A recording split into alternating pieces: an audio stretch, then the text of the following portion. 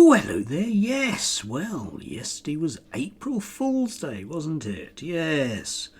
Didn't actually manage to spot anything in the press which might be considered humorous. It's hard to tell these days exactly what's real news and what isn't, especially with the British media. But I was intrigued vaguely by the Free Speech Union, who posted up a hilarious piece on X, whereby they said they were going over to Blue Sky because they no longer shared the values. Yes, effective from midnight on April Fool's Day, we will be relocating to a platform more in keeping with our core principle of only posting in a progressive echo chamber, alongside other cloistered members of the metropolitan professional classes who regard constant repetition of dogma as a synonym for public dialogue.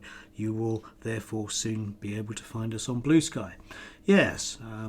Anyway, after I'd picked myself up off the floor because my ribs were hurting so much, I thought, yeah, okay then.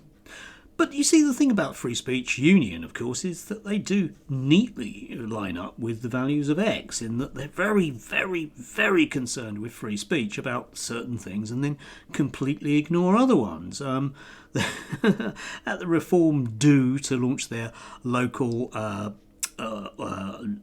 elections manifesto, if I can call it that, they basically just manhandled at least 3 left-wing journalists out for no reason at all, other than they were on a list of people they didn't want there. But, that's free speech and democracy.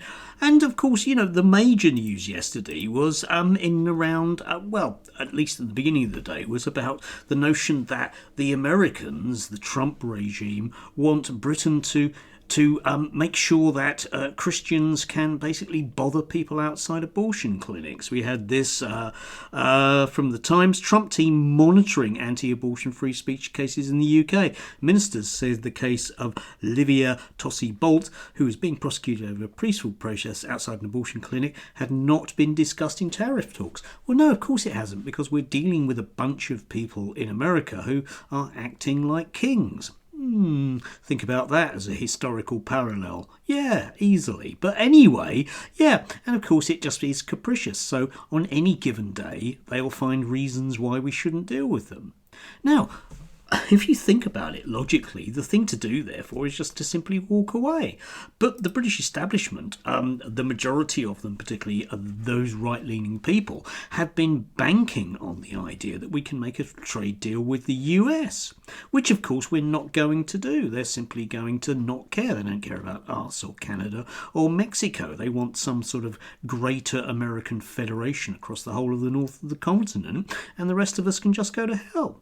It won't help having extra invitations from the king. Farcical nonsense. We should walk away from them. Now, any logical person would say, oh, well, there's no problem. We do have a huge trading bloc on our doorstep. But, of course, we can't go there because that would be a Brexit betrayal. So we can't do that. So we're stuck. We're stuck with Rachel Reeves and her fiscal rules, which means we can't do anything at all. So we'll just have to carry on paying for things that we don't want to pay for, and giving lots of money to people we don't realistically want to give any money to, like Thames Water and our billionaire class, who anyway will probably be picking up sticks because the country's going to pot. I wonder why that is. Probably them.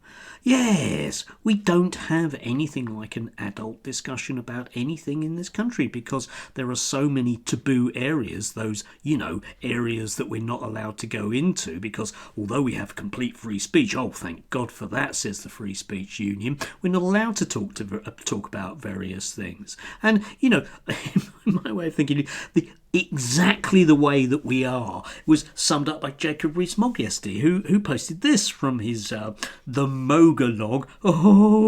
Oh, God, it's astounding I'm still alive with such hilarity on offer. Anyway, would the police have behaved this way if it had been a mosque and not a Quaker house? Jacob Rees-Mogg slams the Metropolitan Police for their heavy-handed raid on a Quaker meeting house to arrest protesters. And you can see that he's so close to actually being in the right spot, but can't quite do it. It has to veer off into just petty-minded racism. And one of the things that's been going on in the British media as well recently, about the last few weeks, is that various people finally in the British media have started to wake up to those of us that are actually left-wing. Now, I mean actually left-wing. I don't mean Benjamin Butterworth that sits there looking like an idiot on GB News as a token lefty, in inverted commas, which just means a sort of vaguely Blairite social democrat. I mean, actually, those of us at the left have been saying this kind of stuff for years. Yeah, we didn't want Starmer, and we knew that the whole thing was going to go wrong. And all of the stuff that we've been saying about the British economy is really coming home to roost. And various people are going, "Oh, it's odd. I find myself agreeing with Owen Jones." Yes, of course. Maybe it might have helped if you had a dialogue with us or started thinking about those things earlier, rather than just this assumption that it'll be absolutely fine because we can just keep pumping out the nasty bigotry and get reform in. Doesn't look like that's going to happen either. Yeah, that whole sort of raft of the radically racial right don't want anything to do with reform, and they're going to keep chipping away at it, and it looks like now the Tory party are going to basically outright wing, especially with Jenrick and others, and outright wing the Reform Party. You can't realistically make any of this stuff up. So, yeah, it'll be really intriguing what April Fool's Day will be next year. It'll probably be the notion that we have some form of representative democracy that actually works for the people. But obviously that's a mad idea that nobody would ever buy into.